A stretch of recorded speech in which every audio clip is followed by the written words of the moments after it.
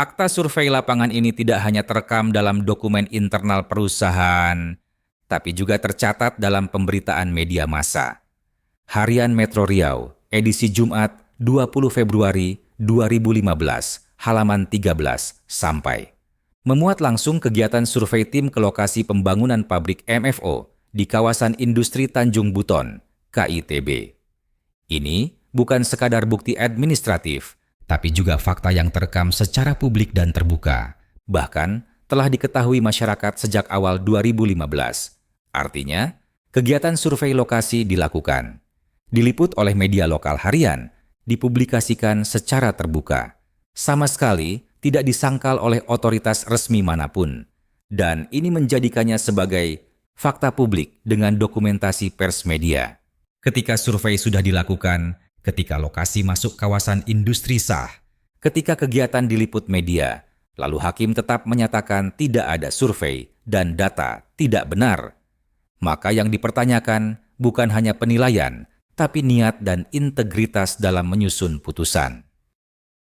Dan di bukti T21, dalam profil resmi perusahaan, tertulis bahwa proses FS dilakukan melalui pengumpulan data lapangan dan studi banding. Bahkan, dan inilah titik krusial berikutnya. Bukti T5, Akta nomor 15 tanggal 8 Mei 2015, berita acara RUPS tahunan PT BSP Zapin.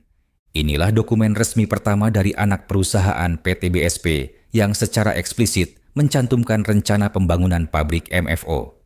Perlu digarisbawahi, Feldiansyah baru mulai bergerak secara formal setelah RUPS ini. Bukan inisiatif pribadi, tapi pelaksanaan mandat resmi RUPS PT BSP Zapin. Lalu siapa pemegang saham dalam RUPS ini?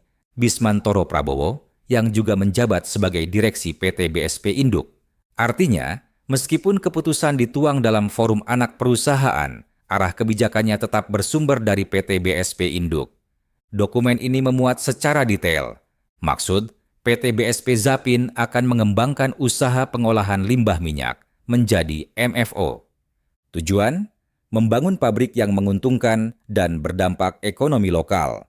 Langkah-langkah, pembentukan perusahaan baru, kerjasama 50-50, penyertaan modal, perizinan, dan pelaksanaan studi kelayakan, feasibility study.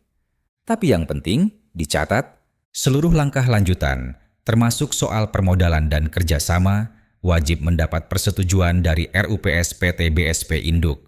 Jadi, apa kesimpulannya? Feldiansyah tidak pernah bertindak sendiri. Setiap langkahnya tunduk pada struktur otorisasi berjenjang, dimulai dari Akta RUPS PT BSP Induk Nomor 13 tahun 2015, Bukti T4, Surat Resmi Dirut.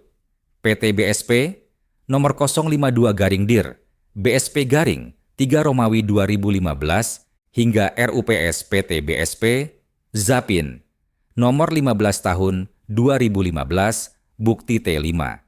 Dengan begitu, tuduhan bahwa proyek ini adalah hasil gagasan Feldiansyah pribadi sama sekali tidak berdasar. Yang terjadi justru sebaliknya. Feldiansyah menjalankan keputusan resmi korporasi dari atas ke bawah sesuai fungsi dan mandat yang diberikan. Siapa yang menyusun FS?